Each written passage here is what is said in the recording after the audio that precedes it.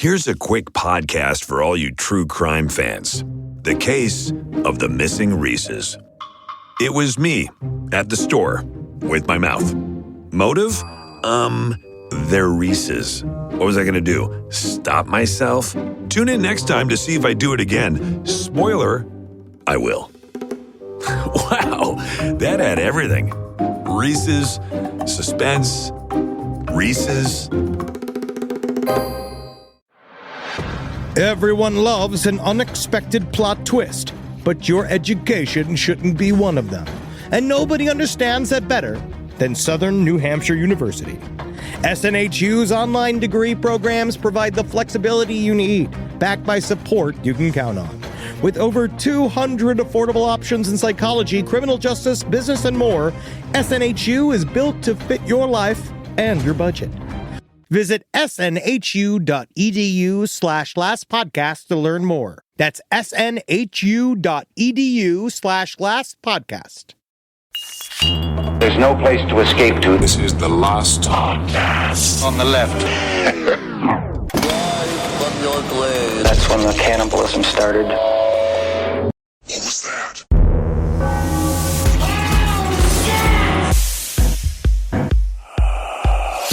High up on the shore. I can't be Irish. You're Irish again. Fuck.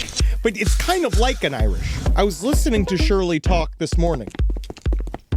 The lady. The British, like the Battersea or the London accent. Man, when there was an interview with Shirley about the new podcast, because I didn't know that there was a big, extensive podcast. Yeah, it's about 3 years ago. And I looked at it, and it, really, there doesn't really come to any specific conclusions, except for the fact in the end, like, Shirley was like, ghosts were real all along. You know what I mean? Mm-hmm. But when they cut to her talking on this is like from, I guess, 3 years ago, on this morning television show, she's the ghost.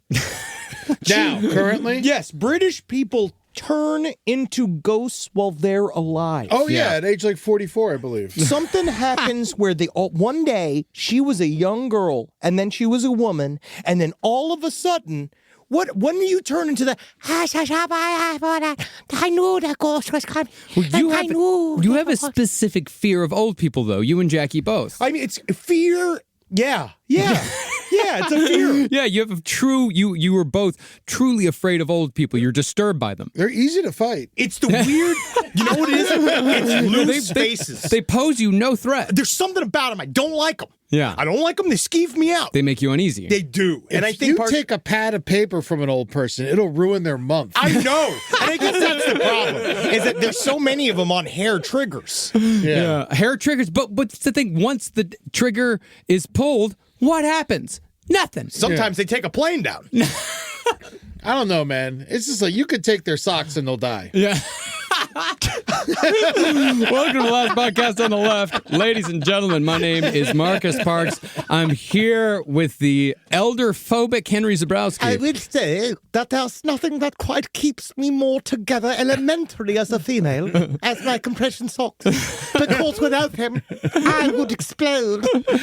And we also have the man who has a million ways to kill Grandma. It's Ed Larson. Oh, yeah. One thing, slap her to death. Just put a pillow over her face. Honestly, if you just shake a really old woman long enough. Yeah. Just remove the air conditioning. That's a summer kill. That's a summer kill. Put it in on the winter. That's a winter kill. I could see some new merch, like 1,001 ways to get rid of Grandma with Ed Larson. Oh, slice them, dice them, drown them, gas them. Oh, like one of those really rectangle horizontal books. No, I know you've always wanted to write a joke book. I really have. I think this might be your joke book. 1,001 uses for a dead woman. Yeah. Dead old woman. I'm sorry. Dead old woman. Dead old woman. Please. Thank you. Yeah. Because we want someone to live the full life. Let's be respectful. And none of the ways uses are fucking. No, none of them are sexual. None of them are fucking. No. What? Keeping the door put open. A pencil sharpener in her ass. That's number 98. Which is debatable as to how sexual it is. Today we are on the Battersea Poltergeist Part 2, the conclusion. So when we last left the Battersea Poltergeist, the spirit had taken the name of Donald and had engaged in his first violent act against the girl he detached himself to, 15-year-old Shirley Hitchings of London. This was after the Hitchings family had ignored Donald's repeated requests to have specific reporters that Donald had called out by name drop by the house to talk to him. And after the reporters didn't show up, Donald the Poltergeist had allegedly lit Shirley's bedsheets on fire in the middle of the night. And while it has been speculated that Shirley lit the fire herself, investigators came up with nothing when they tried to determine the fire's actual cause. To me, this implies that there could have been something paranormal behind the fire, something we don't understand. But literally, of the term paranormal. Yes, of the term paranormal, yes, it's something we don't understand. I'm not saying that it is a ghost named Donald who lit the fire, more just like the investigators couldn't figure out like any conventional reason why the bedsheet set on fire. And, that's the thing. I don't think that it's likely that a 15-year-old girl in 1956 had the arson skills necessary to stump a hardened London fire investigator. Because it's such a burnable city. It's very much a burnable city, yeah. And they've just gone fire through all the time. They've just gone through the Blitz. There's a lot of ways for London to burn down. Also, I think that this is a story. I talked about it last week, but even further into this side of the story, you begin to see it's obviously all around Shirley. Mm-hmm. It follows her everywhere she goes. And I think it's very easy to say that it's a hoax. I actually think it's the more middle way conversation is the fact that we're seeing an actual contained psychic event mixed with a creation of a tulpa completely accidentally by a family in London. Mm-hmm. Yeah, something closer to something between, Carrie and Jeff the Talking Mongoose. Yes. Now, it seems like after the fire, Donald resigned himself to the possibility that no more reporters were coming. So he had no choice but to begin... Start blowing them himself. I'm sorry. You're allowed. So he had no choice but to begin communicating with the portly paranormal investigator that was Harold Chibbet, who, if you'll remember, Harold Chibbet was the guy who named Donald the Poltergeist who writes. It is a fat name. Yeah, it is. It is. It's like Harold Chibbet. the poltergeist who sits. No. Interestingly, though, Donald seemed to know his audience when he and Chibbet began communicating. See, in addition to being the founder of a paranormal group called The Probe, Harold Chibbet was also a science fiction author. He was very interested in aliens. So, while communicating, Donald sent a message that he would, quote, do harm to anyone who don't believe in flying saucers. That's cool. Who don't believe in flying saucers. Nice. Well, I guess you have to say, do harm to anyone who don't believe in flying saucers. Okay, I guess hold that on would... a second. Let me think about this.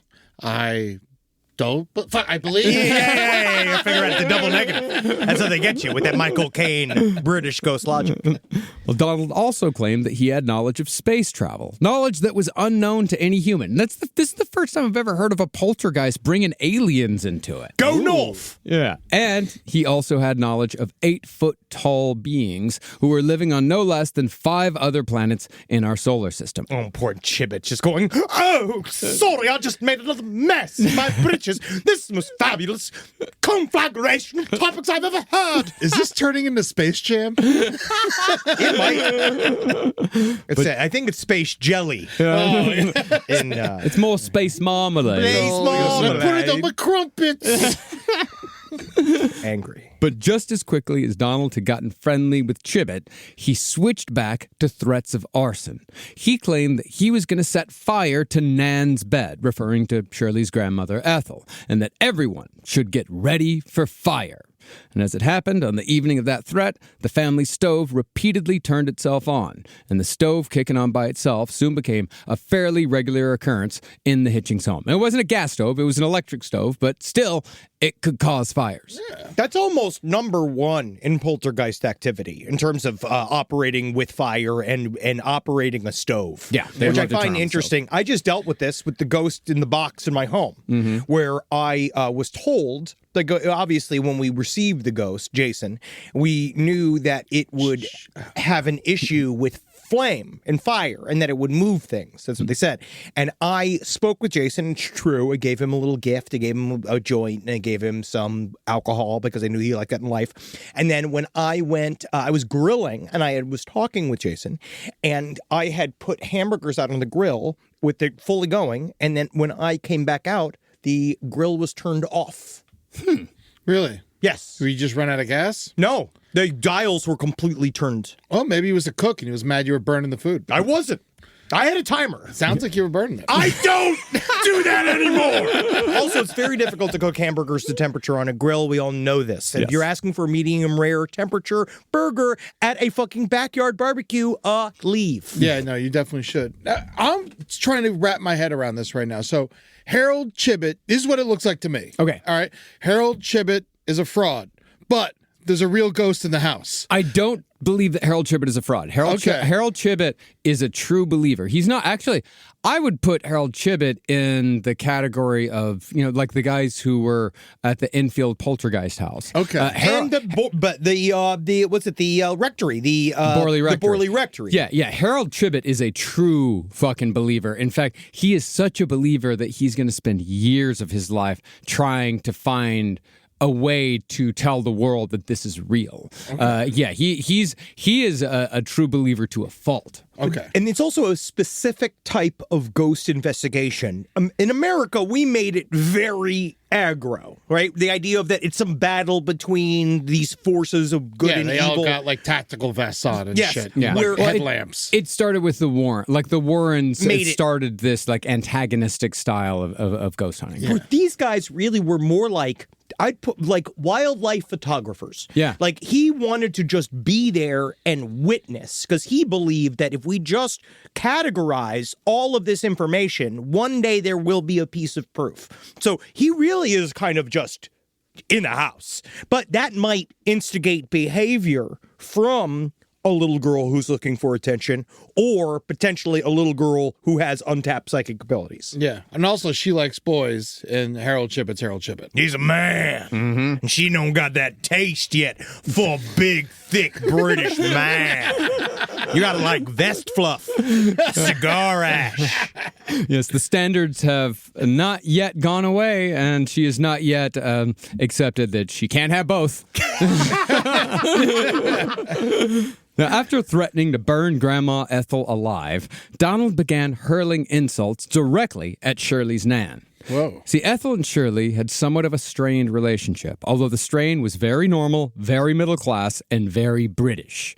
Apparently, Ethel refused to teach Shirley how to make lace because Shirley was too impatient to master the craft properly. Shut up! And Shirley was very miffed. Oh, you're mad about not making lace? Yeah. Shut up! Oh, I want to make lace. You can't. You're too impatient. We fought the Holocaust. What did you do, Shirley? Maybe that's what happened with the bed sheets. She was just trying to get a quick way to make lace and burn little holes in it. Yeah. Who knows? Too quick. Yeah. But even though this seemed to be the worst of Shirley and Ethel's conflicts, Donald began focusing his ire on Ethel in late March 1956 by communicating insults through messages using the tedious one-letter-at-a-time system the Hitchings family had developed.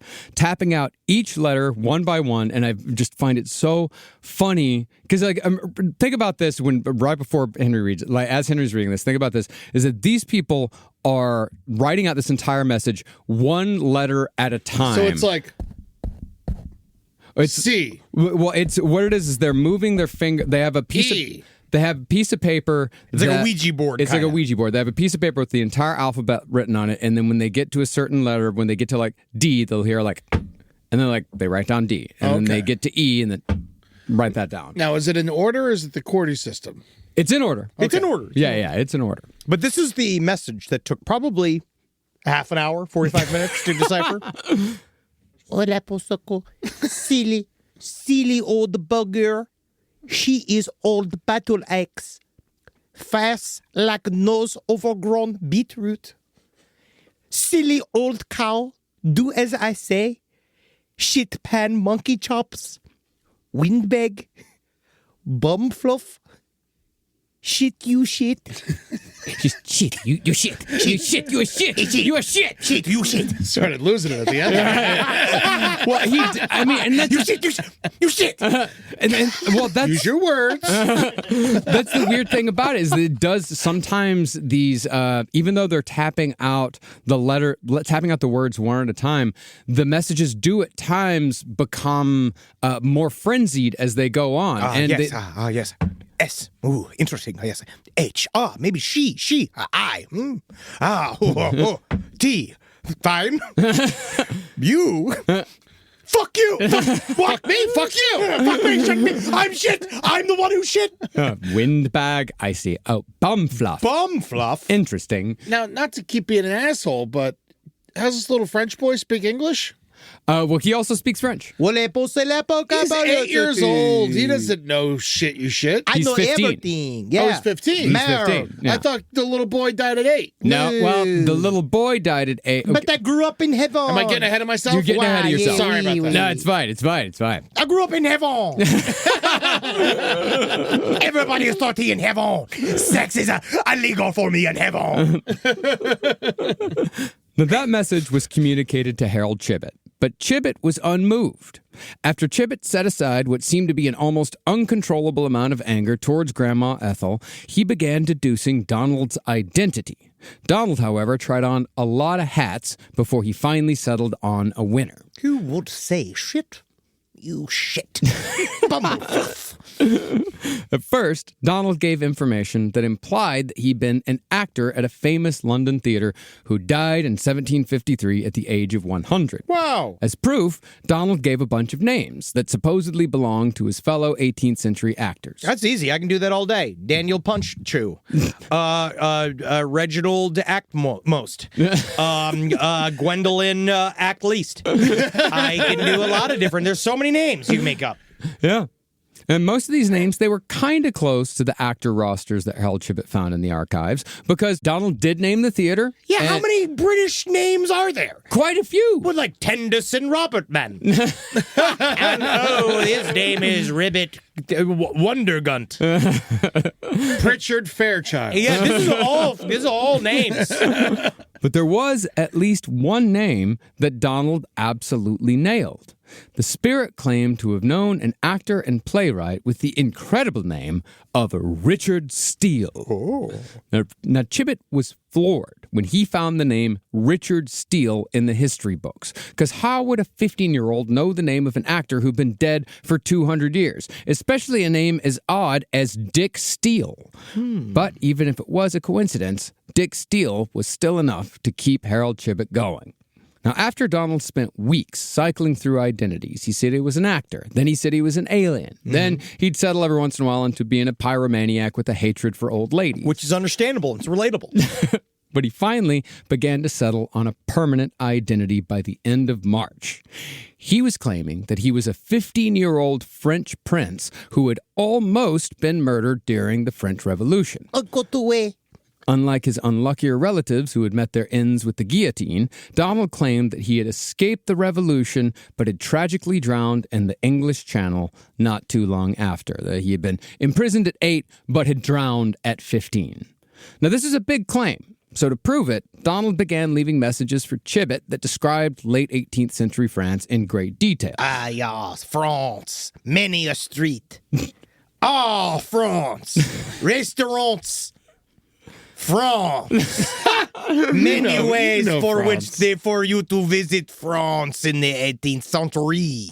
I will say this, he was far better at describing 18th century France than the Kentucky Vampire. Oh, yeah. Like, when he described 18th century France, he was way off. It really was like, there's like stones on crazy, the dude. fucking roads, and like people are eating like food. Bread. And everyone just been like, yeah, they were. Yeah. They were. No, this was, he was getting into pretty good detail, like describing, like court rituals and, what the grounds looked like. It was fairly accurate. Not perfect, but still pretty close.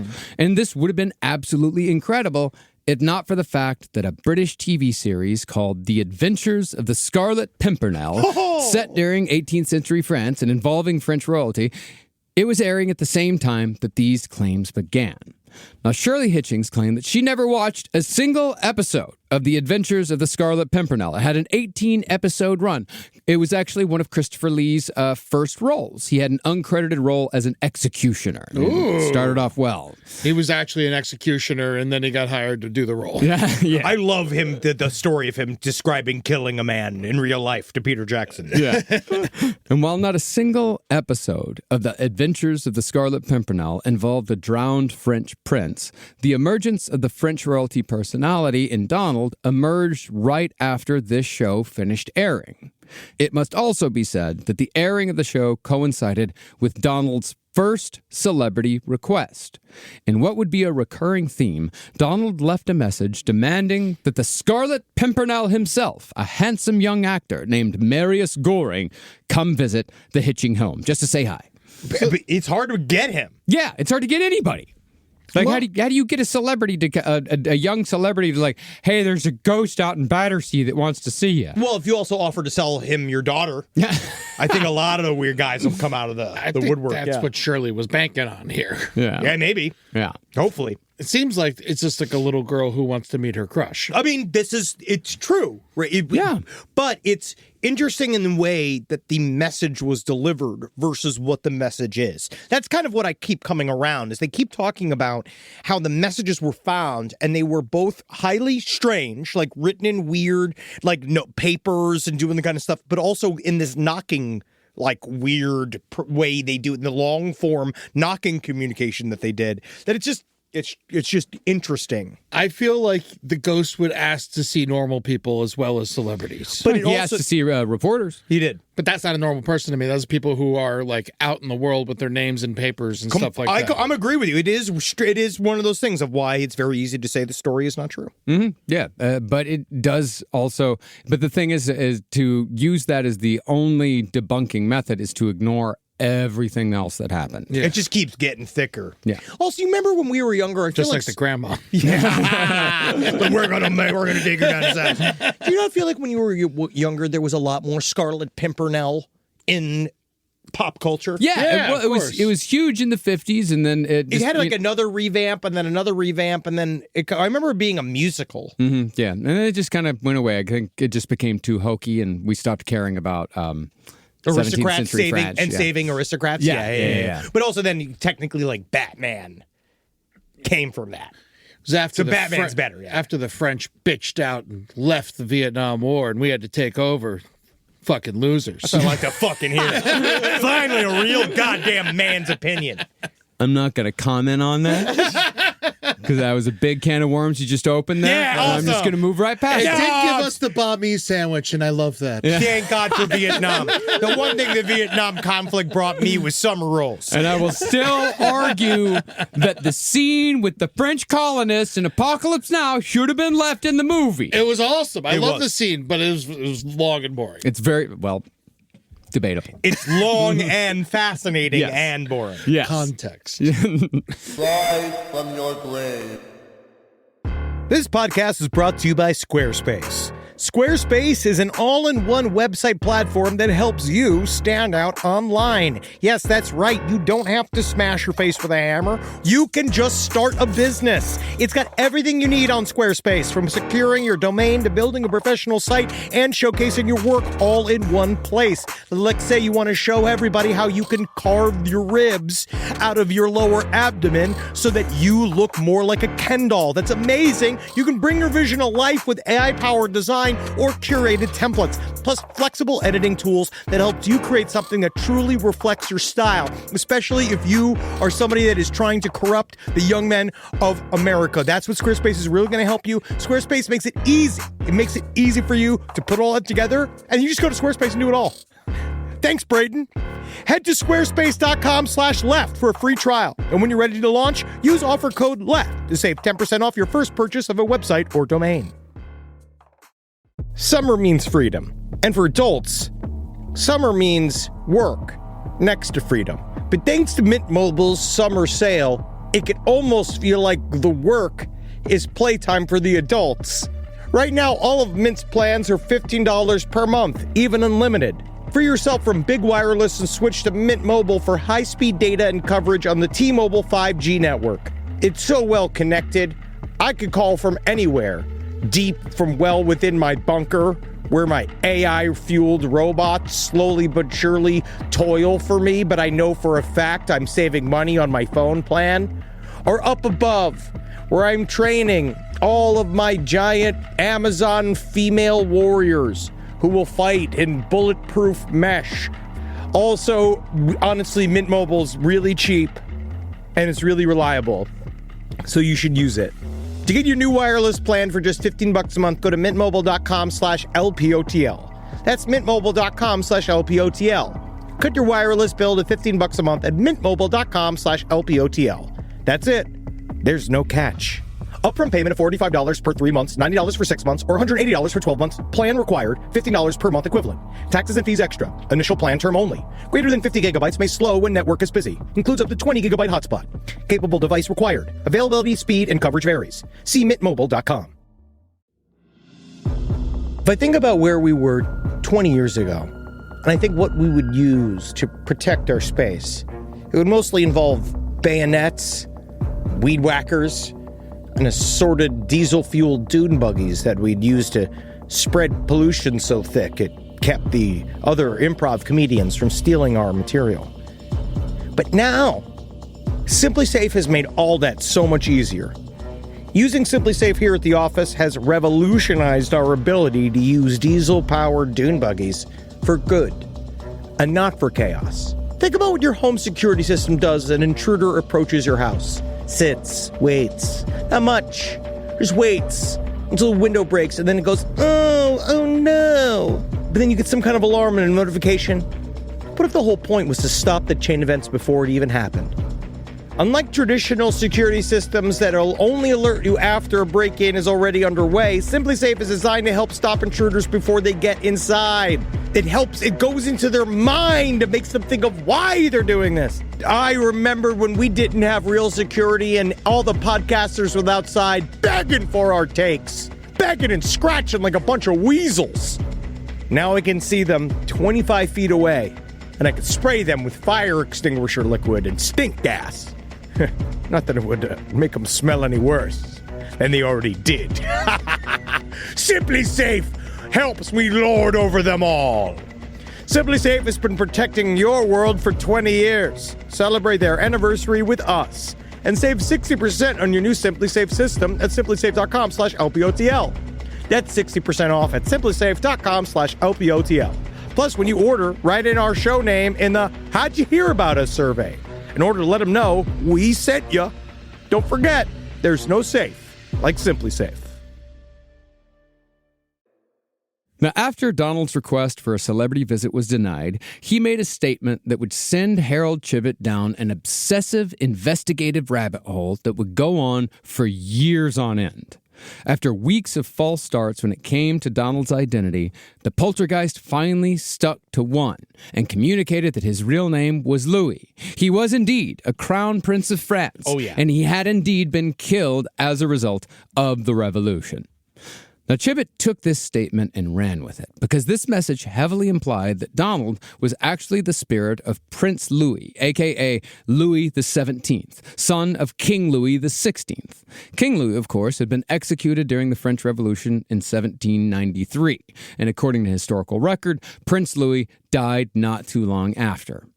Now, this would have been a massive discovery for Harold Chibbet, because throughout the 19th century, it was popular amongst scammers and crazy people to make claims that they were actually Prince Louis, the long-lost son of King Louis XVI.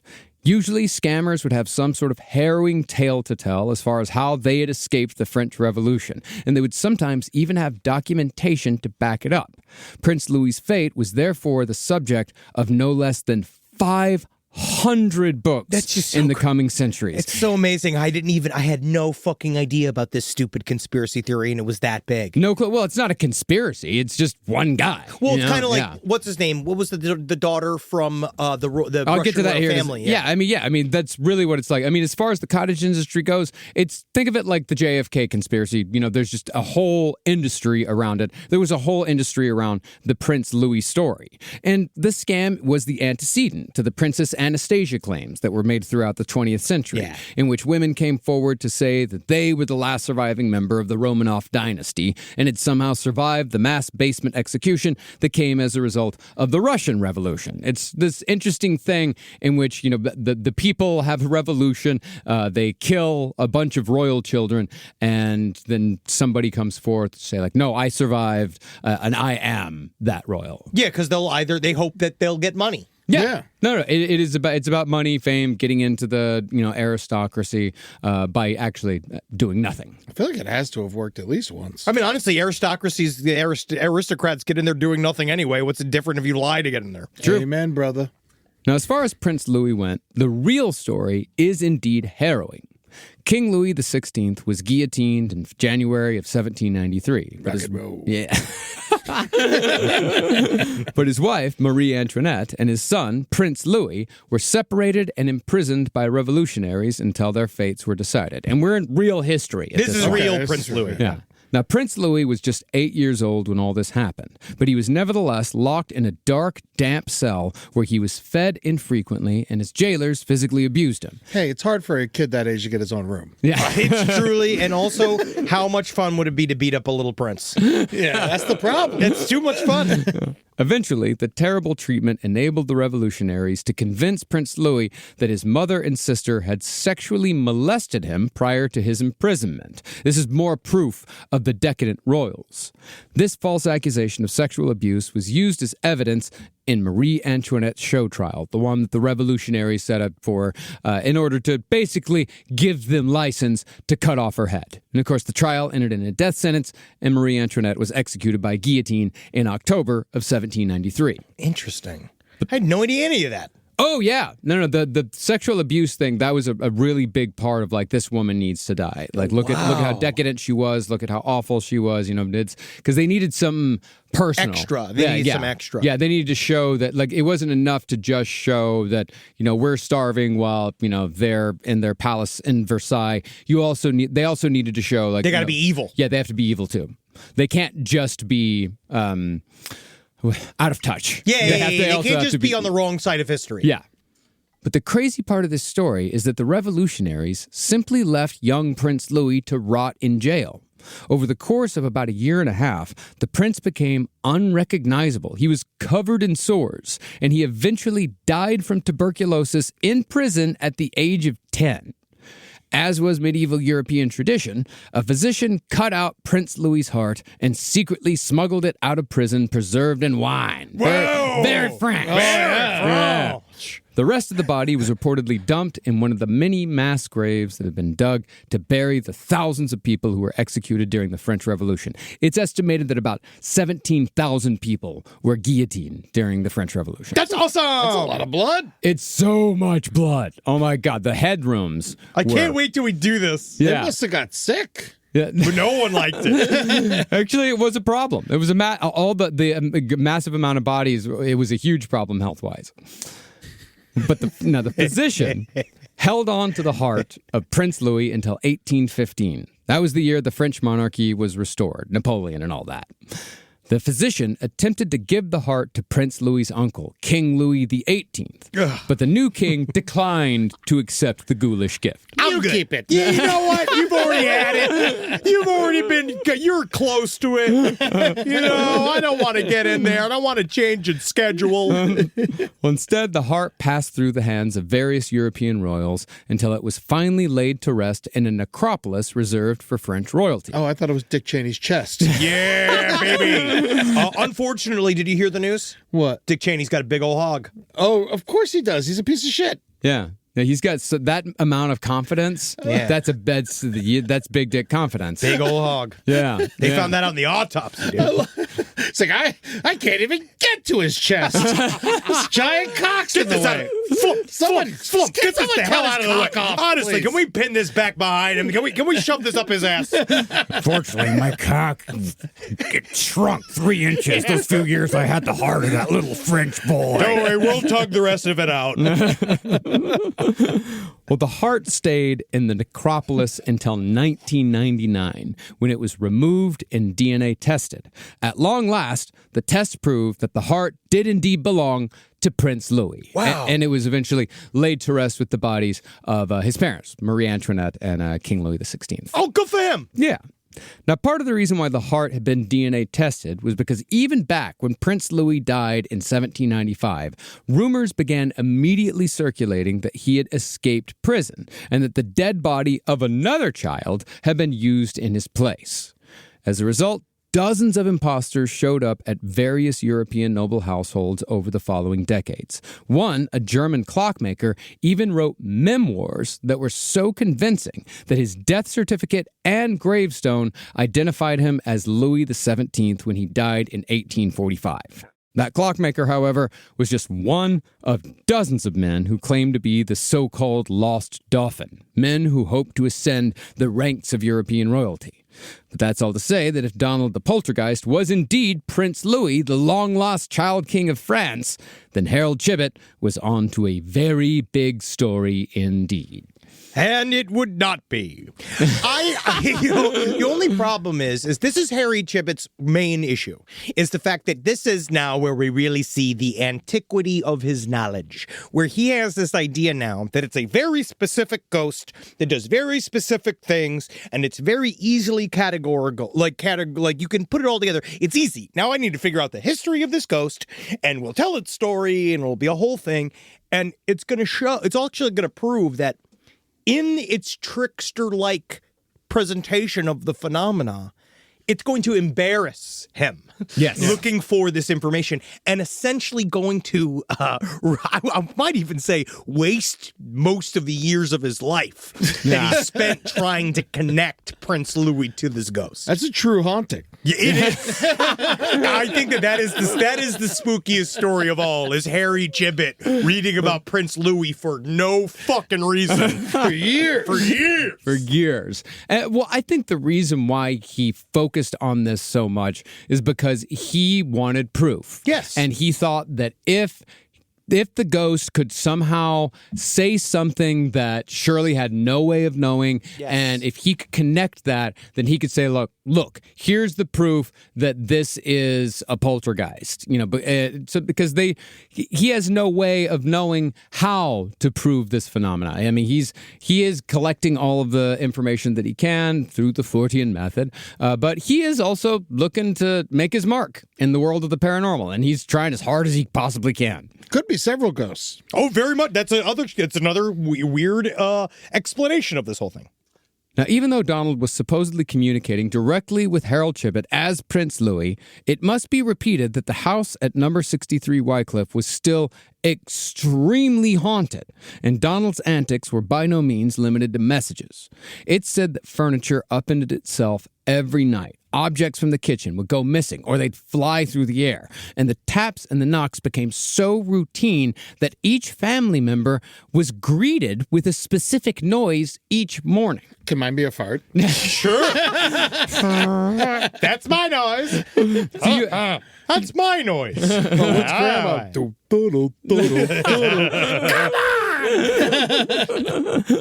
There were so many incidents that occurred in even just the first few months, never mind the following 12 years, that it would take us hours upon hours to cover them all. So I would very much recommend the book, The Poltergeist Prince of London, if you want this full story. It is fascinating, but fuck, there's so many incidents. It's really, to me, it's the volume that speaks to the weirdness of the situation. That's why, if you read the book and allow yourself to be kind of enveloped in the amount of incidents that happens, you might start to see why we're like, there was something strange happening inside of the house. That's what happens. It's so long when you let the ghost write. It's got nothing but time. I mean, tell me about it. You got to cut these guys off. Get the ghost that editor. The ghost that edits. That's what I want to know. The ghost needs a ghost writer that actually knows how to, kind of, because everybody knows every script passes through like 9 hands. Oh, yeah.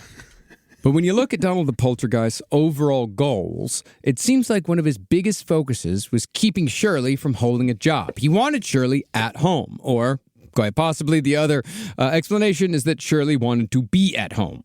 See, after Shirley lost a second job to Donald's tapping, because if you'll remember, that tapping followed her everywhere, Donald threw a tantrum the night before Shirley was about to start a third job. Reportedly, Donald hid Shirley's new work clothes the night before she was to start a new job at a bank. Then he tipped a slop bucket full of garbage, this is very weird, directly into Shirley's underwear. Yeah. The spirit then drew black crosses on the wall using lead because, lead was around at that point. I think they used it to clean their stove or something. Brush your teeth. Yeah, honestly, really, it seasons the soup really nice. Yeah, but Cover my dildos in it. It's an old ingredient to English breakfast. It used to come with a side of lead. Yeah, you just gnaw on that until you get dizzy. Yeah. And then Donald turned on the stove and caught a towel on fire. Donald then left a message saying that he had, quote, seen those Chinese fishermen with atomic ash fell on them, all burnt up and swollen. Whoa. Which I assume is a reference to the same incident that inspired the creation of Godzilla. The atomic bombings of Hiroshima and Nagasaki? No, this is 1950. Is when all those fishermen were burned and killed in the I think the Bikini Atoll test, one of the nuclear tests. But yeah, all those fishermen were burned and killed and inspired the story of Godzilla. Donald then added that he was quite capable of doing the same thing to the Hitchings family. So That would be fucking awesome! Now he's threatening nuclear holocaust. Fuck yeah, dude! Fucking no! One spared! I think the worst part is Donald doesn't know the difference between Chinese and Japanese. And I think that's a little upsetting, Donald. I do believe he was adding a bit of his own British point of view there. Determined to get the job, though, Shirley still tried going to work the next day, even after Donald threw a tea kettle at her head during breakfast. She even had a friend go with her to the train station. But after the friend was allegedly pushed onto the tracks by an invisible force, it's something that the friend said, Shirley gave up on the job and returned home to focus on Donald. But isn't that weird?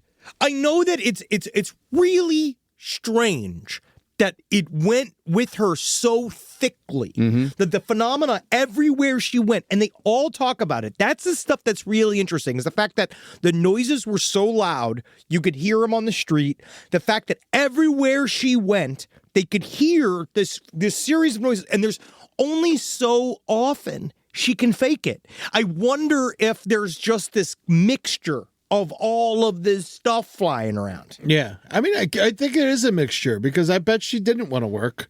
Of course I bet not. she's like, I got this ghost at home. I got a friend. I got a reason not to work. I might as well go back home. I'm feeding this tulpa. We're calling it a name. We're giving it a job. We're telling it what it does. And the more and more we're all sitting here paying attention to it, it seems to just be feeding it all up. Yeah, and they're now, at this point, like giving it a history. Which is exactly how you make a tulpa. And he could have just been trying to give her tea. He's just a bad waiter. That's again, hyper aggressive. Europe is not known for its customer service. Now, Harold Chibbet somewhat ignored all of the intense paranormal activity that was constantly going on at the Hitchings house. But, I mean, it might be fair to say that the activity had become tedious and routine to everyone involved, Harold Chibbet included. As such, Chibbet began to pedantically obsess over the Prince Louis angle, constantly trying to catch Donald out with factual errors.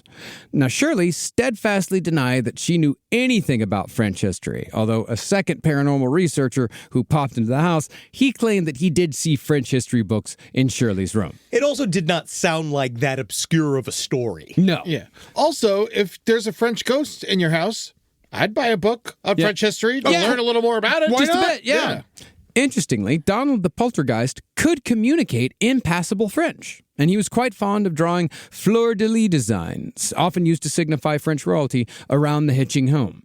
After taking all this into account, Harold Chibbet declared in July of 1956 that there was no way that Shirley could have faked all this activity for 6 months straight. And he therefore decided that there were genuine supernatural agents at work, even if the facts weren't always straight. And that dude was embedded. He was there every day. Yeah. And I do think that he would have said that it was fake if he could have caught it. That's the worst part about having a poltergeist is eventually some fat dude has to come live with you and film everything. Are you talking about my wife's, Natalie's life? With Harold Chibbet, though, there's also an argument to be made for sunk cost. Oh, very much like so. that He's got to do it. Yeah, he's put in so much time that he just needs to put in a little bit more, and then just around the corner is the answer.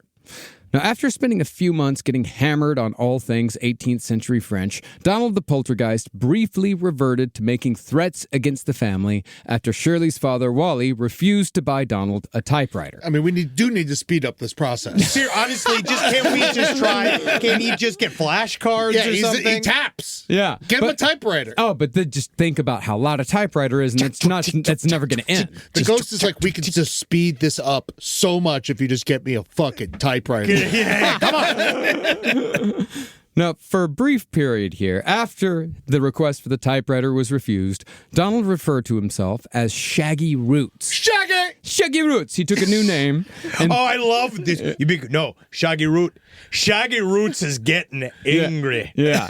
And Shaggy Roots threatened to burn everyone in their beds with matches. But the focus of the aggression was once again on Grandma Ethel. See, even though Grandma Ethel was the witchiest member of the family outside of Shirley, remember she had said that she had seen souls leave the bodies of people at the hospital where she worked. She loved it. Yeah, she had still frequently... Bye-bye. See you in hell. She had still frequently expressed her displeasure about living with a poltergeist in her twilight years. And so, acting as Shaggy Roots, Donald reportedly soaked Ethel's sheets in alcohol, then left a message saying that Ethel was going to be dead by dawn. Dead by dawn! Dead by dawn! Dead by dawn! Donald then cryptically added, "Oh, help. He got the rat poison." He got the rat poison. Oh, help. It's me, Shaggy Root. I'm trying to tell y'all what's happening here. He got the rat poison. It wasn't me. They caught me sleeping in the car. Those aren't taps. They're boombastics. Yeah, come on, leave them alone. It's not me, man. It's not me, Shaggy. Oh, you trust your brother. You trust your brother, man, Shaggy. The poltergeist then spent the night throwing objects around the house. Actually, if it wasn't the shade, it's like, "Oh, help, he got the rat poison." That's a really good Shaggy. Thank you. I've What the hell, that arousal? I didn't realize that's how you do the Shaggy. You do it with the meat. The Shaggy voice actually ain't that hard to do. It wasn't me. It wasn't me. Yeah. Oh, wow, I didn't know I could do that. It's really easy. Try it. I do it around the house all the time. Oh, yeah, I'm working on this. It's one of my talking to myself, making myself laugh voices. Yeah, a lot of my voices I can't repeat anymore. Yeah. But they're for you. Yeah, for my family. Yeah. Well, the poltergeist then spent the night throwing objects around the house, while all the members of the Hitchings family huddled together in the bedroom to wait out Donald's tantrum. Now, just as quickly as Donald had turned violent, he changed tack yet again and began communicating with Shirley about matters that sound more like they're coming from a fellow teenage girl as opposed to the vengeful spirit of a drowned child king. Using taps, Donald asked Shirley if she liked a 19-year-old British child actor named Jeremy Spencer, who at the time was filming The Prince and the Showgirl with Marilyn Monroe and Sir Laurence Olivier. 19 years old. That's a man, baby. Well, he was a former child. He'd been acting since he was like 12 or 13. Oh, so he was okay. a well-known child actor in the British post-war cultural history. Now, was he the prince or the showgirl? He was the prince. Now, Shirley obviously liked Jeremy Spencer. She had an autographed photo of Jeremy Spencer hanging above her bed. Don't ask Shirley about Jeremy Spencer. But after Shirley confirmed that she did indeed like Jeremy Spencer, Donald started asking Harold Chibbet if he could contact Jeremy Spencer, because Donald was sure that Jeremy Spencer was about to get into a car accident. And Harold Chibbet is exactly who Jeremy Spencer wants to talk to. That man's going to arrive, and he can't wait to go to that little girl's house with Harry Chibbet. He's just like, I would you like to come with me and experience the most wonderful occult phenomena? It's like, get the fuck away from me. Please leave. Now, no one contacted Jeremy Spencer at this point, but Donald was adamant. He even tried proving his pedigree by saying that he had known James Dean was going to die in a car crash in 1955, but he had not been strong enough back then to communicate the warning to other people. But in a moment that is only amazing if you believe Harold Chibbet, Donald warned the family once more that Jeremy was going to have an accident on November 25th. And the next day, the British newspaper reported that child actor Jeremy Spencer had indeed been in a car accident, but was ultimately unharmed. Interesting. Unless it's Harry Chibbet trying to make a little bit of news for himself. I never thought about that. Figure out how to cut these brakes. How do I cut these brakes? Or, news traveled slow. He could have heard about it, and then they told This isn't the 1860s, buddy. There's radio and television. Yeah, it's 1956. You don't got to wait for the boat to come across the pond for this. You got to wait for the early paper, then the late paper, then the evening paper. You're right. You're actually right. But he had been saying for weeks beforehand that the car accident was coming. And then finally, car accident's coming tomorrow, and then the car accident came. And Chibbet also claimed that Donald made another correct prediction on December 9th, when Donald wrote, quote, they have accident, Paula. Allegedly, that same evening. Kind of more a Melania. It turned into like a little Peruvian woman. Her name's Paula, not Paula. Paula's a Brazilian name. I just go immediately now. Sorry, it's Melania. Donald, you buy me from Big Bad Man, thank you. Well, allegedly, that same evening, the news reported that 28-year-old Paula Marshall, the wife of a famous British magician, had been killed in a car accident. Honestly, that's a really good way to release her from that fate. Yes. Being married to a famous British magician. Yeah. Well, perhaps encouraged by two correct predictions in a row, Donald began telling Shirley that Jeremy Spencer had a message for her. And Donald knew so because he could read Jeremy's thoughts through accidental mind transference. Awesome! Yeah, and those are Donald's words. Donald wrote out accidental mind transference. That's a lot of taps. Yeah. Yeah. Now, at this point, I don't know if there was actually something going on or if Harold Chibbet was totally losing his mind, because he documented that Shirley's autographed photo of Jeremy Spencer just after this car accident, that autographed photo actually began weeping like fucking stigmata. And the wetness on the photo was indeed salty like real tears. Harry, he tasted it. Stop licking every ghost juice. Yes. Harry, stop it. Oh, so it's wet over here. I will lick that. Wait. Oh, that is urine. Yeah. Yes, that is definitely urine. That's Grandma. She hasn't been wet in a long time. Well, it looks like I just accidentally added some wetness of my own. He documented this. He said he swore that this thing started crying. This photo started crying. That is another wild, full-on poltergeist commonality. Yeah. Right? Also, with every single religious visitation, they experience things weeping. It's a very, very common psychic phenomena. Mm-hmm. But he's not dead. No, Jeremy Spencer's alive. No, so the why would pictures- his photos start weeping? Picture sad. But the picture is of him. Picture misses him. Well, it's Donald, whatever Donald is, making the photograph cry. Fuck Donald. Sorry, go ahead. Well, Chibbet even gave in at one point and actually reached out to Jeremy Spencer's agent. And while I don't know exactly what Harold Chibbet said to him, Spencer's agent declined to respond. Thank you for the opportunity. No, thank you. Now, as 1956 became 1957, Donald remained a fixture in the Hitchings household, although Harold Chibbet seemed to be totally lost in the sauce. Frustrated by his lack of progress with Donald, Chibbet wrote and mailed a letter to the Hitchings addressed to Donald the Poltergeist. In the letter, which was meant to be read aloud so Donald could hear it, Chibbet demanded that Donald, once and for all, give some proof that he was indeed Prince Louis, the lost child king of France. But what's strange about this is that while Donald's response was indignant, it was also far more articulate than Donald's previous messages. Whereas before his messages were rambly and disjointed, wind fluff, shit Butt do shit. fluff, yeah. Yeah. He now wrote, quote, That letter is preposterous. How dare he ask me that? Chib has made me very hungry. And he calls him Chib, by the way. Chib, you make me very hungry. I dismiss him now. I will not talk to him. Chib thinks of me as a machine. But he must understand, I am a spirit of the past. Far more articulate. Fuck you, Chib! Chib, you go fuck! Now, did he ever say his name was Louis, or did he say that he was the son of King Louis? Because King Louis could have multiple sons. Well, okay, the thing is with that, I simplified it because there's a lot of Louis around. A lot of Louis. Technically, Prince Louis's name was Louis Charles. Okay. And he was also known as like Louis the 17th. So just to simplify it for the listeners so they wouldn't become confused. Yes, his name was technically Louis Charles. Okay.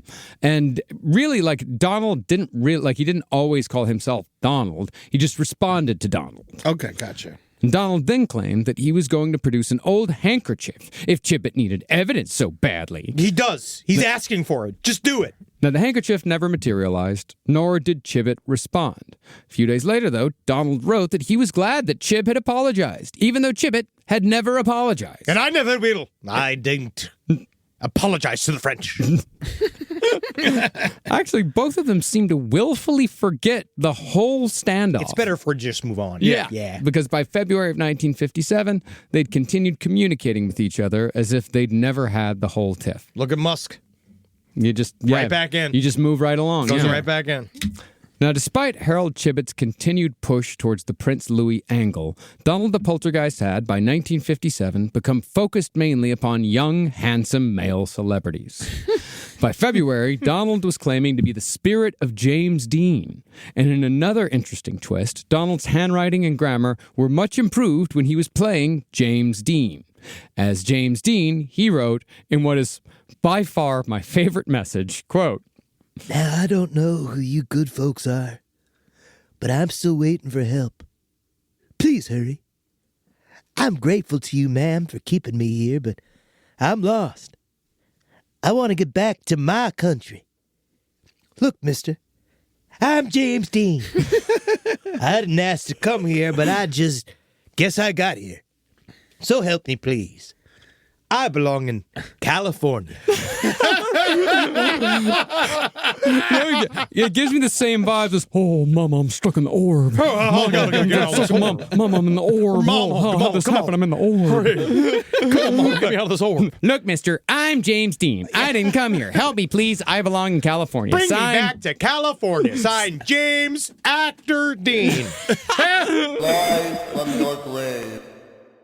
Last Podcast on the Left is excited to collaborate with Audible. Audible has a massive range of ad-free crime fiction, nonfiction, and true crime podcasts. You know, there's so many things you could do while you're listening to an audiobook. You can clean up your own personal crime scene. And that's easy to do, and you can learn it all from books. Some people also listen to audiobooks to go to sleep. But you could check out podcasts like This American Life, titles from true crime greats like Michael Connelly and Agatha Christie, and Audible originals like Dr. Death, The Cowboy. You can find whatever you're looking for on Audible. Plus, you can multitask while you do it. Find your next mystery on Audible. Audible. Stories that speak to you. New members can start listening with a 30-day free trial at audible.com/left. This is a paid ad by BetterHelp. It's so important to remember with the busyness of the holidays, every holiday, Arbor Day, that day about the planet, President's Day. There's so many things to adapt to in this life, you know, and it doesn't follow a perfect plan. God, ruins the whole weekend. But therapy with BetterHelp, the world's largest online therapy platform, it can be a space to pause, reevaluate, and adjust to any unexpected changes. With over 30,000 therapists worldwide, BetterHelp is one of the leading online therapy platforms, having served millions of people globally. BetterHelp makes it easier to fit therapy into your routine. You're in good hands, too. BetterHelp therapists have at least 3 years and 1,000 hours of hands-on experience, and hold all required education, training, and certifications. It's easy to do, and the help is better over there. You don't have to navigate life's changes alone. Sign up and get 10% off at betterhelp.com/lastpod. That's betterhelp.com/lastpod. Is there anything better than a summer evening outdoors?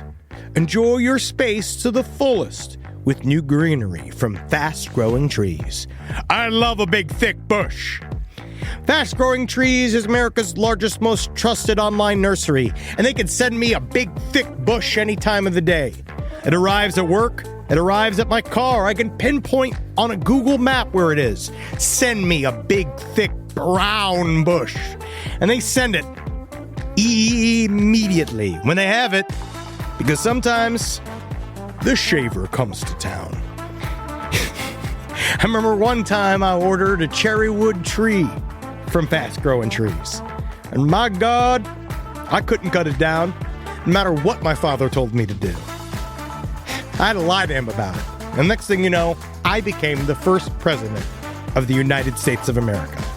And even you can become the first president of the United States of America with Fast Growing Trees. Right now, get up to half off select summer planning essentials, plus get an additional 20% off your first purchase with code LEFT at checkout. That's an additional 20% off at fastgrowingtrees.com with code LEFT at checkout. Offer is valid for a limited time only. Terms and conditions apply.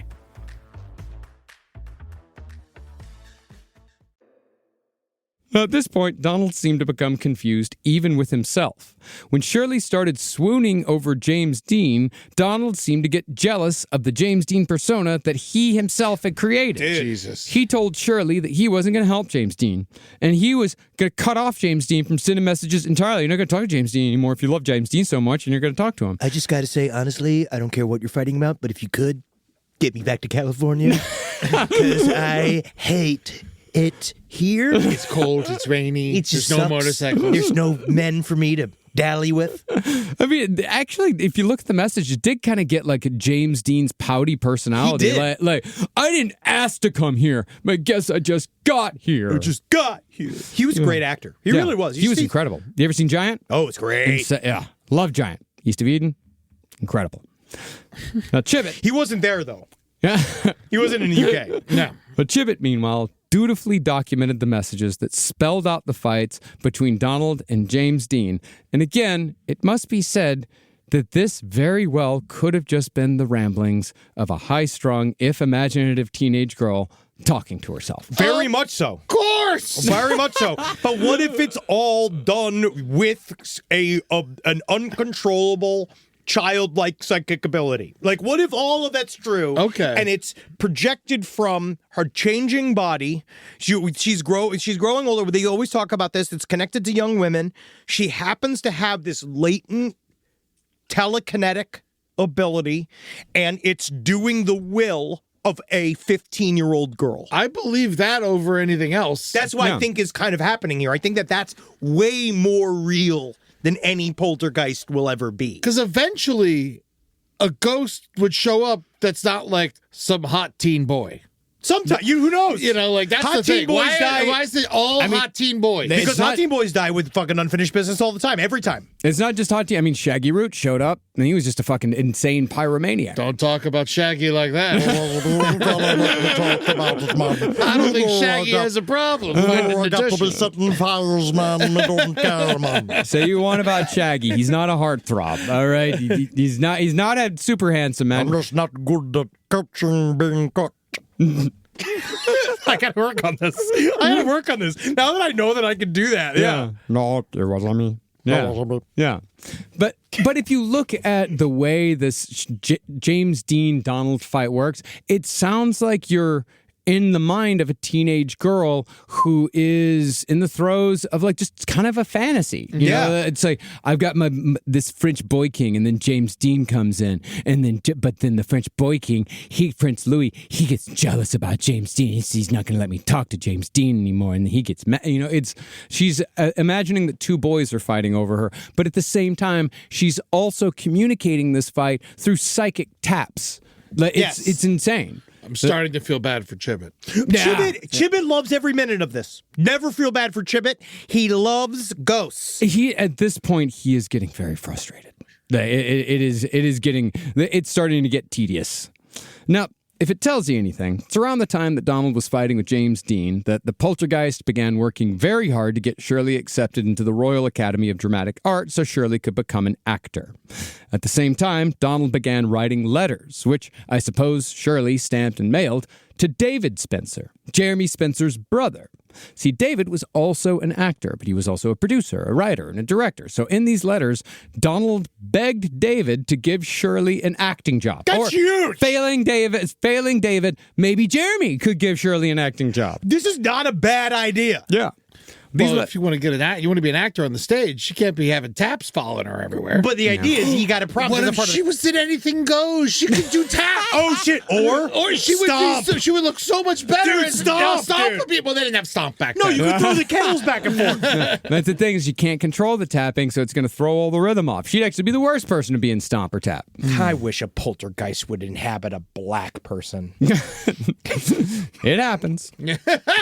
Well, these letters were apparently enough of a nuisance to the Spencer team that an actual representative of David Spencer's showed up to number 63 Wycliffe to personally tell the Hitching family, you gotta stop sending David letters from the ghost. It's not working. It's not working. It's a nuisance because she's sending out like 3-4 a day, and it's filling up their inbox. But tellingly, the same night that the Spencer representative dropped by, Shirley was reportedly thrown from her bed 8 times, and Vaseline was smeared across all of Shirley's closet doors and walls. The knocking also became so loud that it sounded like someone was stomping down the stairs, and Wally reported that their piano began playing on its own. Now again, this all only holds water if you believe the family. But remember, Wally Hitchings was a very average Englishman who never made a dime off of this story. He gained nothing. Specifically, Wally did not do anything to make money off of this. Nothing. But on the other hand, I started thinking about if that's not the case, if that's not the motivation, what is another possibility? Wally may have been so repressed and straight-laced that it could have been easier for him to believe that his daughter was haunted by a poltergeist. Because the other possibility is that his daughter was a force 5 pain in the ass who talked a lot about burning Wally's mother alive in her bed. I completely agree. I think that there's a little bit of that, too, of he's so stiff upper lip that it's much easier to believe a ghost is causing all these problems instead of his daughter. Yeah. So now I'm on, she is the ghost. She is telekinesis. That is me. That is my theory. Okay, all right. Yeah. I'm willing to fall on that as well. Yes. There is something that she's tapped into something. There is no pun intended. Yeah. Ghosts don't work like pun that. intended. Yes. Pun intended. She's tapped into something. Thank you. No, just had to say it right.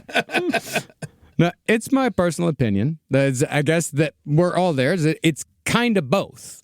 But I'm not the first person to come to that conclusion. Ghost hunter Andrew Green, who had become one of the UK's most famous ghost hunters, he visited number 63 Wycliffe and surmised that while he thought Shirley was mentally unwell, she had nevertheless summoned Donald the poltergeist with psychokinesis during a mental break. Yes. And by the way, everyone in the house hated Andrew Green. Yes, they did not like it because the idea of a physical ghost it is easier. Yeah. It's easier than being like, it's her fault. It's easier to wrap your head around. Whether or not she knew she was doing it or not, I don't think she even knew she was doing it. I don't think so. I think that there were knocks coming from literally the bones in her feet that she was subconsciously doing. I think that there were exterior noises that she somehow created. And I do believe that the objects flying around came because she had this weird untapped ability. Mm-hmm. No, tapped ability. It literally, yes. Now, if Shirley was indeed behind the whole thing, one way or another, she got very angry in May of 1957. Donald began writing a barrage of letters that Shirley sent to Harold Chibbet. So many letters that Harold simply began ignoring them. And similarly, several of the Hitchings neighbors began receiving horrible, abusive letters in the post, supposedly sent from Donald. They called them poison pen letters. Donald also began threatening murder and arson more often, which unfortunately brings us to the death of Grandma Ethel. Yay! Finally!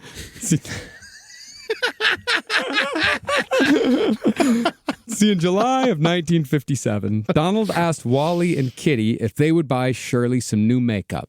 But the request was again ignored. And if you'll notice, this is a recurring theme. Donald asks for something for Shirley. The family says no.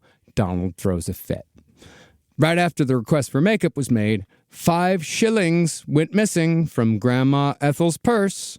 That sent Grandma Ethel into an uncontrollable rage. She tried hitting Shirley with her cane. Wow. Which led to a huge fight and a massive poltergeist event, which allegedly sent everything in Ethel's room airborne. Imagine the end of Poltergeist. Yes. The movie where everything's flying around the room. You know, it's supposedly like that. And the next day, a butcher knife was thrown with such force by invisible hands that it supposedly stuck in the kitchen door. And after that, Ethel's room was in such a state of constant paranormal turmoil that it eventually gave her a stroke. She was placed in a nursing home and died soon after. That is one of those facts about this case that prove something was happening inside of the house. That it literally drove her to have a stroke. Yeah. She was so afraid and upset by what was happening inside of the house that it really, I find that's the most interesting of all. Yeah. Yeah, that there was something that was so awful, like that, yeah, she had a stroke. But it's this happening all the time. They didn't get any fucking footage. I mean, picture, they didn't have video, they didn't have the proper, I know. I guess know. for I know. video, Hey, I don't know. honestly- Again, it's a problem. Honestly, dude, it's a very valid question. Yeah, it's a huge problem. I'm not is- sold on this at all, you know, but yeah, it's a very valid question, and there is arguments to be made in these sorts of things that people not necessarily make things up, but they fill in the gaps, and they end up saying that stuff flies through the air and there was nobody there, but maybe there was somebody there. Yeah. Or they exaggerate things when they retell it, or their memory is fallible, of course. At least get a shot of the knife in the door. I mean, but they just, that's one of those. Mm-hmm. Now, after Donald killed Ethel, he went away for a few days, then left a note that he was not allowed to speak for at least a week because he had taken a vow of silence. That vow, of course, was broken the next day when he left a note suggesting that it might be nice if Wally paid for Shirley to get a new hairdo. Maybe it's your up. Maybe it would be nice if you want to give her like a spa day or something. It'd be nice. She's looking a little rough. Yeah, my host is ugly. Donald returned in full force within just a few days, continuing to torment the Hitchings family with near constant paranormal activity. The Hitchings, meanwhile, very much put on a stiff British upper lip and attempted to continue with their lives. They accepted Donald to such a degree that they began leaving presents under the tree for him every Christmas. This is making them solid as hell. They are. Chibbet, on the other hand, continued down the fruitless path towards trying to prove that Donald was the spirit of Prince Louis. For the next year, Chibbet chased down any detail that Donald put forth. And of course, he would go to his colleagues and try to get them to help him out with it. That, of course, shredded any credibility he had with associates who kept telling Chibbet that there was no there with Donald and the French. Finally. So, they just stop it. They just eventually, but that's the thing, it kept going on for years. They were like, Harold, you're ruining stop. your life. You've got to stop. There's nothing here. Like there's something, like I agree that there's something going on, but this is not Prince Louis. You need to stop. He was just desperate because I do believe there was a sunken cost fallacy, and it did seem like, oh, this is my big get. Mm-hmm. I get to be the guy from Borley Rectory. I get to be the guy that's embedded. He's put so much time in at this point. I get it. It's like if it's not Prince Louis, his life's a failure. And it was. Shirley, meanwhile, finally found a job that was acceptable to Donald. But it's not like Donald was holding out for something fun. In September of 1958, Shirley took a job as a clerical assistant at a stationery firm in West London. It sounds like the most boring job. It's not like she got a job at the candy factory. Well, he loved notes. He needs lots of paper. He did. That's interesting. That's very interesting. I really like that. And Shirley ended up keeping that job for many years. Donald's communication also began slowing down considerably after Shirley got this job. And while it seems like the noises stopped following Shirley outside of the house, the poltergeist activity within the house nevertheless continued on a fairly constant basis. And as such, Harold Chibbet continued working on the Battersea Poltergeist story for years afterwards. This went on for years and years and years. Finally, in 1963, 7 years after Harold Chibbet met the Hitchings, he finally decided that while Donald was certainly a spirit, it was unlikely that he was the spirit of Prince Louis. It took him 6 years to come to that conclusion. God, what a fucking 7 years to come to that conclusion. Excuse me. And I suppose became a doctor.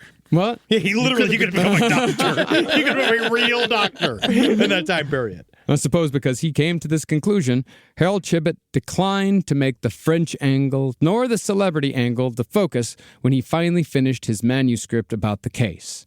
Instead, he gave his book a title that was utterly unmarketable in every way, calling it The Poltergeist That Can Write.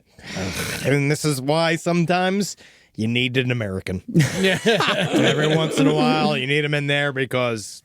Hey, sometimes when your publisher tells you it needs a little zazz, they're right. They're right. Yeah. Also, you hit it earlier. Ghostwriter is such a better It's a term. title. Yes, that's immediately a better term. Ghostwriter's incredible. You get that's a movie. You know, like it's I literally, sometimes they say this. Titles are the difference between hits and not hits. Harry Chippett destroyed his life. It's like calling Jaws the shark that bites. Yeah. My Steven Shark movie. And you know, I agree with that because I think that if Super Troopers had a better name, it would be respected on the level of Ghostbusters. Seriously, Yeah. it's just a bad name. It's just, but it's a classic comedy. Phenomenal film. Yeah, one of my favorites. But yeah, terrible name. Now, by the time Harold Chibbet finished his book in 1963, Shirley was 22 years old and had fallen in love with a man named Derek. The Hitching family, however, neglected to mention anything about Donald to Derek for several months, and they should have, because whatever was going on with Shirley was still happening 7 years later. And that's what's interesting about this, is that it's 7 years later.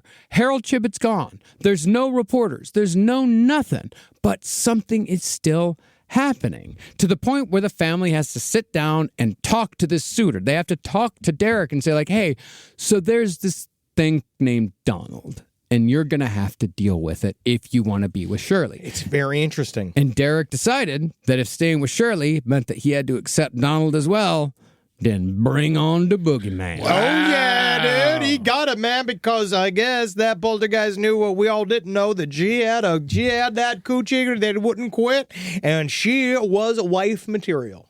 The poltergeist knew that? Yeah. That she had a Derek knew that. That she had a coochie that just wouldn't quit. Well, she knew from the inside. Uh-huh. Yeah. The poltergeist knew from the inside because the poltergeist was... Shirley is a woman at this point. Okay, yeah. So Shirley is a woman now. But you said from the beginning, so now you're speaking on a 15-year-old girl's... I'm saying he had an idea. I mean, the ghost is 15. I'm just saying, the ghost is a little boy. Ghost is immature. Wow. Does statutory matter? Save it. It really is. It's the Twilight argument. He's technically a teenager, but he's also hundreds of years old. Always. She's a teenage girl. Does it apply? When I had to explain to Natalie when I was playing Persona 5, explain to how, yes, I am playing a 15-year-old boy. Yes, I am seducing my teacher who I found out was a hidden sex worker, and then I'm using that information against her. Yes, but it's a video game. And how did you explain that to her? In that way. And she said, don't talk about it anymore. Yeah. Cool. There's plenty of video games. Yeah. You don't have to play that I one. did eventually stop. I did stop. There's so many. Yeah. I did stop. I did feel weird. Yeah. It did feel strange. Well, Shirley and Derek were married in 1965. And after Donald spent a few years just changing the channel on the TV every once in a while, he did hang around after they were married. The activity went down. You know, like they would say that they would be sitting there watching TV. They even moved out of London. And they said every once in a while the TV would change channels on its own. They might hear something weird every once in a while. But by 1968, Donald had fully disappeared. Whatever, no exorcism, no nothing. He just went away. Whatever was happening just stopped. As for Harold Chibbet, the manuscript for The Poltergeist That Can Write was sent to and rejected by so many publishers that it eventually got lost in the mail. Oh. He made so many copies. He accidentally sent I think what happened is that he accidentally sent the original copy to a publisher and then it just disappeared. So Chibbet gave up and instead self-distributed a paranormal newsletter until his death by heart attack in 1978. Do fucking paranormal investigators die of anything besides heart attacks? Heartbroken, because that's what that is. Is your heart? Their wives try to kill them. A lot of times, yeah. That is true. That is true. Yeah. I think his heart got bored. Yeah. And left. Much like they all do. This is what we keep beating for? Yeah. It's not attack as much as it just passed out. Yeah. His heart quit. Shirley and Derek, however, are still alive and happily married to this day, as far as we can tell. But Donald the Poltergeist never returned, and whatever he may have been still remains to this day a total and complete mystery. It's very interesting. And Shirley, she would come out later on. She had a little cap later on because she said that they had activity on and off for several years, and Shirley said that she'd been dealing with for a while. And so 2 stories came out. One story... Oh, she said more. She has got 2 new stories. So one story was that when he finally went away, they found a letter, like a piece of paper that said goodbye. Right? That was like one story that she said, which I don't know about that. The second one was she said that within the year of the interview that she had done, she was doing I forgot what was class, and she was there with a lady that was a... Lady! Yeah, no, it's important. She came forward and did the thing being like, I'm a medium. Have you ever dealt with it? Have you ever lost somebody? You ever lost anybody? And she's like, no. And she's like, have you ever lost a little brother? And she says no. And she's like, well, I just have to say something because like I don't do this unless I have to. It's like you're being followed by something. And she's like, what am I being followed by? She's like, you're being followed by a little boy with red hair, like long red hair, and silk clothes, and like silk princely clothes. And she didn't know who she was. So it's interesting. Again, it's a famous story, though. Yes. And she's a medium. But this was years after. This is all years after that. It's just, it's one of those where I don't know how I feel about it, but Shirley holds on to it. And Shirley has come to believe that it's a ghost. But I do think that Shirley is also a very strange woman. Yeah. And now she's talking to Michael Landon. Hey, a hot boy who's died young. He's there. Yeah. You remember Michael Landon? That was my mom's hall pass. My mom loved Michael Landon. My mom loved Michael Landon. Michael Landon was like in his 30s when he died. That's young. He died if she's going for anyone, it's going to be River Phoenix. Yeah, at this point. Or Jonathan Brandis. Oh, Quiver. Well, Phoenix. no, now that Shirley's like 85 years old and British, it's like Benedict Cumberbatch or something. I mean, you know who I see her for? But he's not dead. Is it weird to describe it, but I feel like she's an Emmanuel Macron woman? Interesting. Yeah, I could see that. Yeah. That's a good one. See, this is why we try to do ghost stories. And this is as close as we got. This is how, but that's the thing. This is every ghost story. This is as close as we got on this one. Sorry, just The Conjuring doesn't exist. It's just hard. It just didn't. It just doesn't happen. UFOs are more real than this. Mm-hmm. Yeah, Maybe. I'll say that. But I believe at the center of this is the psychic activity, which is why it's interesting. But no one's like, besides everybody now, as we're all as Monday morning quarterbacks. Sure, we can see it. Aliens are ghosts that play tricks on us. How about that? Love that. Yeah, love it. Yeah, it's at the end of the day, it's like all we can say is it's wee. Wheel. Yeah, and that's it. Thank you so much for listening, everybody. Patreon.com/Last Podcast on the Left is where you can go to watch us actually do these podcasts. You can get video episodes of every podcast on Patreon, and you can check us out every Tuesday at 6 p.m. PST for Last Stream on the Left. We play some fun videos, and we have a good time. We do. And that's how you get to see it unedited. You get to see the full version version, and you also get to interact with us on the chat. I would also behest upon you to go to LPN TV on YouTube and watch our new series, LPN RPG Presents Bloodbath. This is one of the first times we have received almost unanimous enjoyment. Yeah. Of a thing that we've done. And so let's go give us some hate. Yeah. If we could, because that's what I'm balance saying. it out. In that way, if we could bump up the numbers so that the hate could come in, that would actually really help us. We know that the hate really only comes once you hit a certain lip, so please help us get to the numbers in which we can finally be insulted on the one thing that we're truly most proud about. Yeah. Actually, that I will say that is the has been in the past the metric for success is that we got to get to the point where people start hating you. That's the idea. Yeah, That's how you know you're doing where well. some people say, enough people get to it where the negative people who hate everything, once it gets to them, you know you made it. Yeah, because it means that you're part of the zeitgeist. Yeah. And So they hate everything in the zeitgeist. Yep. So let's get to that point. Please. LPM Bloodbath. I play a character on it. Eddie, have you played a character on it? Yeah, It's coming awesome. back. The entire network and some people outside of the network are guesting on LPN TV's new LPN RPG Bloodbath. So come and check it out. Fuck yeah. And we're going to be on tour tomorrow. We are in Akron, Ohio at the Goodyear Theater. That's going to be November 29th. And then after that, Portland for 2 nights, December 12th and 13th. Get your tickets for that if you haven't. It's about to sell out. January 31st, Philadelphia, Pennsylvania. February 28th, Austin, Texas. March 13th, Indianapolis, Indiana. April 25th, Cincinnati, Ohio. I like that place.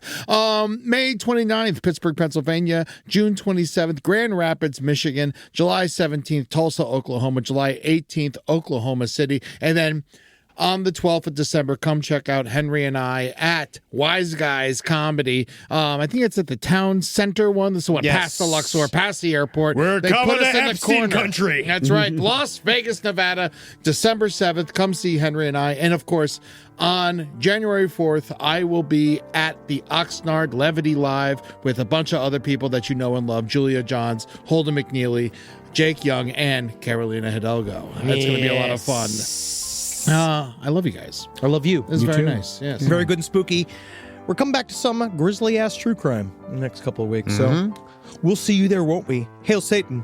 You know what I'm going to say? Magustalations. Thank you. Wow. Been a long time. Good. I like that. It feels good. Hail James Dean.